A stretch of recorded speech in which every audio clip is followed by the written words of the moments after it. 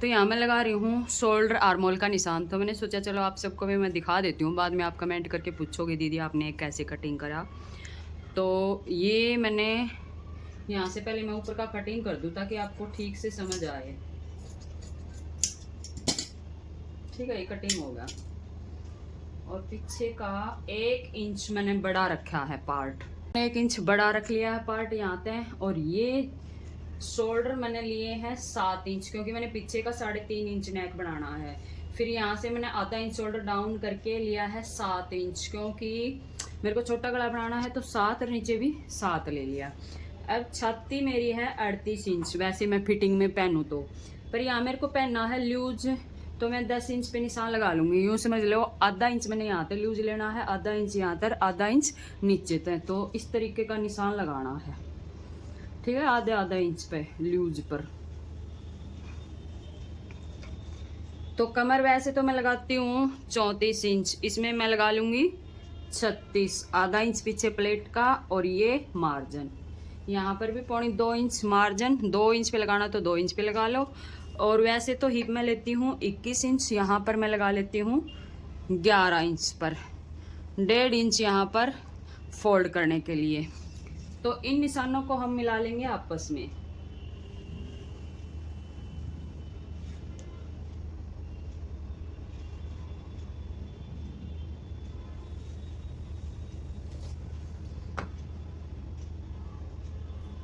यहाँ से मैंने आर्म को गोलाई दे दिया और इसको करेंगे कटिंग।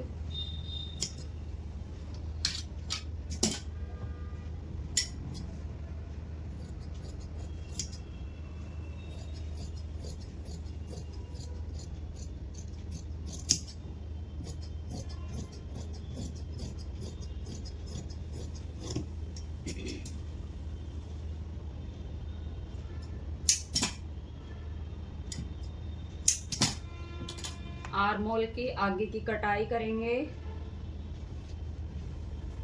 बीच सेंटर से कम 1 इंच अंदर की साइड मैंने लिया है, ये देखो 1 इंच से थोड़ा कम है, 1 पॉइंट जितना।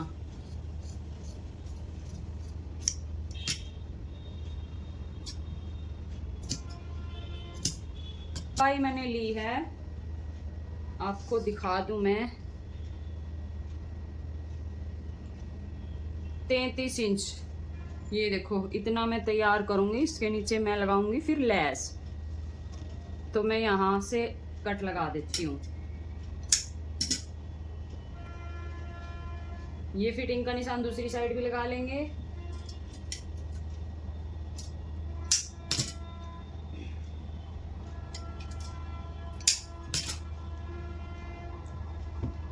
और यहाँ फिर मैंने लगाना है प्लेट का निशान।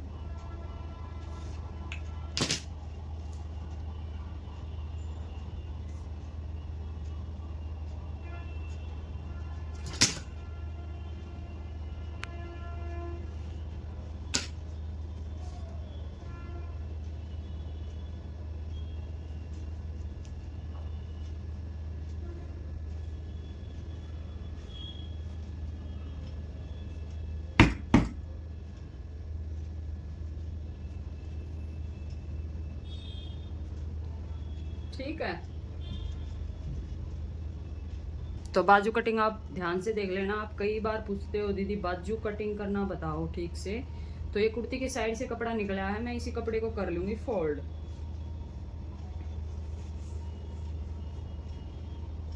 अगर इसकी लंबाई ज़्यादा होती तो मैं इसको पैंट में यूज़ कर लेती, बाजू आराम से निकाल लेते, पर अब इसकी लंबाई कम है तो मैंने सोचा इसको क्यों ख़राब करना, इसी में से ही अपने बाजू निकाल लेते हैं। यहाँ से करके फोल्ड, थोड़ा सा इसमें डाल देंगे यहाँ जोड़।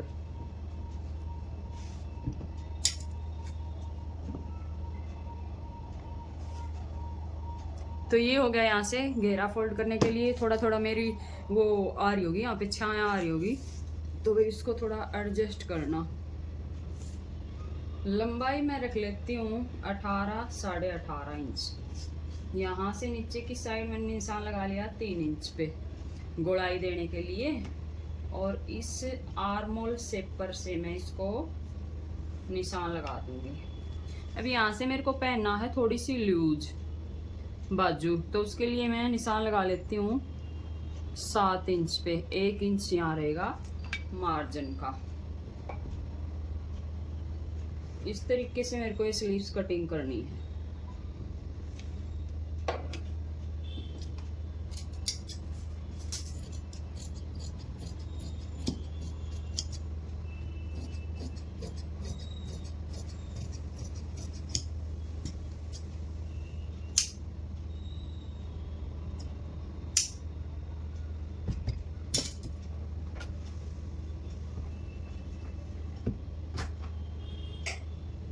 अब इसमें मैंने यहाँ देनी है म्यानी। म्यानी देने के लिए ये कपड़ा हमारे पास यहाँ रहेगा कम, इस साइड से देखें तो ये ठीक आ जाएगा।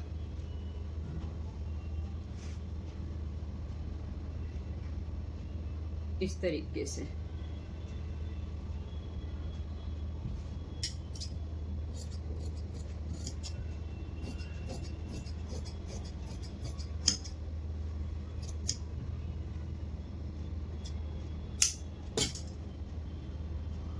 तो ये देखो, ये होगी बाजू कटिंग। इसको हम करेंगे गला बनाने में यूज। तो पहले मैं इसके ऊपर चिपका लेती हूँ पेस्टिंग पेपर। तो ये देखो, मैंने पेस्टिंग पेपर चिपका ली। अब इसके ऊपर गले का निशान लगाएंगे। थोड़ा मैं ऐसे रख लूँ ताकि मेरी छाया इस पे ना पड़े। तो यहाँ ये लाइन खींच ली।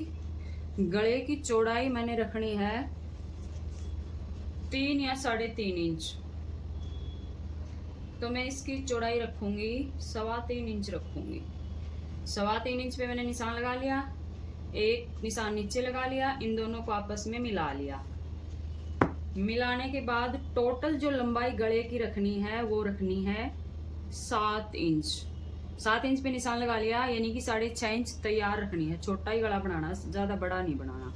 ये निशान मैंने खींच लिया। अब मैं यहाँ से एक निशान और खींच लूंगी नीचे से 3 इंच पर। तो एक निशान ये होगा। अब यहाँ देनी है मैंने गोलाई, इस तरीके से ये गोलाई होगी। अब नीचे भी मैंने गोलाई देनी है। गोलाई में इसकी अच्छे से शेप बनानी है इस तरीके से। तो मैं पहले निशान लगा लेती हूँ 0.25 इंच पे, नहीं 1 इंच पे लगा लेती हूँ। लगा के देखूंगी निशान कितनी चौड़ाई में जाएगा, उसी के हिसाब से मैं इसको सेट करूंगी। अब ये मेरे को नीचे से बिल्कुल गोल लेना है, यहाँ से बिल्कुल गोल लेना है। तो मैं इस शेपर को घुमा घुमा के चेक कर रही हूँ कहाँ अच्छी सी गोलाई आएगी। ठीक है, यहाँ से तो ये ठीक है, ऐसे ही चलेगा, ऐसे चलेगा। पर नीचे से इसको गोलाई मेरे को हाथ से ही देनी पड़ेगी। ऐसे करके डॉट डॉट बना के पहले इस तरीके से।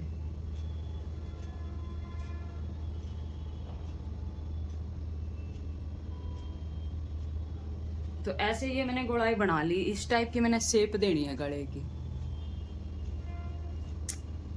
और फिर हम बाहर की साइड इस तरीके से कटिंग कर लेंगे।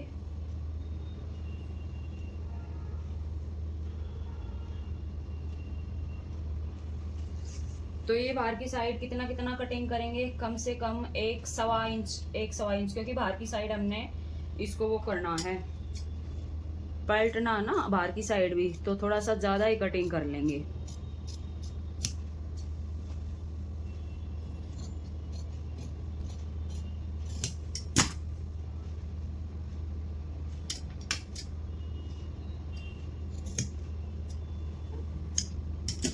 ठीक है, ये मैंने कटिंग कर लिया। अब जो ये हमने निशान लगाया यहाँ से भी कटिंग कर लेंगे, पर इसके एक एक पैर हम अंदर की साइड कटिंग कर लेंगे। जितना हमने सिलाई में दबाना है उतना हम छोड़ देंगे इसमें।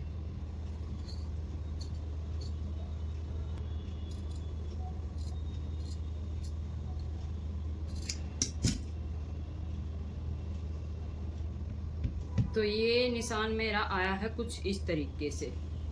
तो ये गला मैंने ऐसे ही बनाना है।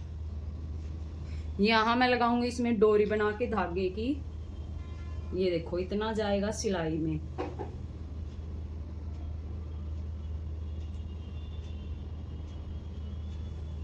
और यहाँ से ये इतना जाएगा सिलाई में। लो जी, आगे का जो नेक मैंने अभी कटिंग कराया है वो आपको समझ में आ गया होगा। तो अब मैं पीछे का नेक कटिंग कर रही हूँ। 3.5 इंच मैंने इसकी लंबाई रखी है और 3 इंच इसकी चौड़ाई रखी है। अब नेक को हमने करना क्या है, बाहर की साइड से एक एक पैर का फोल्ड करके सिलाई लगानी है। इसी तरीके से दोनों नेक तैयार कर लेंगे और कुर्ती के बीच सेंटर से मिलाते हुए सिलाई लगा के कटिंग करके नेक को पलट लेंगे। पलटने के बाद एक बार अच्छे से प्रेस कर लेंगे ताकि फिनिशिंग सही से आए। तो ये देखो मैंने बाहर की साइड अच्छे से इसको फोल्ड कर लिया है। इस तरीके से हमने कुर्ती के बीच सेंटर से मिला के इसको पिन लगा देंगे, फिर अच्छे से सिलाई लगा लेंगे और फिर सिलाई लगाने के बाद कटिंग करके पलट देंगे। तो प्रेस करने के बाद आप इसकी फिनिशिंग देख सकते हो। अब मैंने बाजू के ऊपर इस तरीके से लगाई है लैस, तो मैं दूसरी बाजू पर आपको लगा के दिखा देती हूँ मैंने कैसे लगाई है। तो ये हमने लैस ले ली है, एक के ऊपर एक रख के सिलाई लगा ली है। अब ये है बाजू की सीधी साइड। सीधी साइड पर हम इस तरीके से उल्टा करके लैस को रखेंगे और यहाँ पर सिलाई लगा लेंगे। जितनी लैस हमने दिखानी है उतनी छोड़ देंगे, बाकी जो दबानी है वो नीचे की साइड करके इसको सिलाई लगा देंगे। अब नीचे का जो कपड़ा है उसको पलट के वापस से इसके ऊपर सिलाई लगा लेंगे। अब ये लैस यहाँ से गुम हो जाएगी और फिनिशिंग भी अच्छी आएगी। तो ये देखो इस तरीके से मैंने सिलाई लगा ली। अब इसको पलट के नीचे की साइड कर देंगे और यहाँ पर हम कर लेंगे तुरपाई। और ये है इस ड्रेस का फाइनल लुक। तो ये देखो गले के अंदर मैंने डोरी बना के लटकन वगैरह बनाकर भी लगा दी थी और बाजू में जैसे लैस लगाई ऐसे ही घेरे पे लगाई है और पैंट में आगे की साइड लगाई है। ये मैंने बहुत लूज प्लाजो बनाया है। इसकी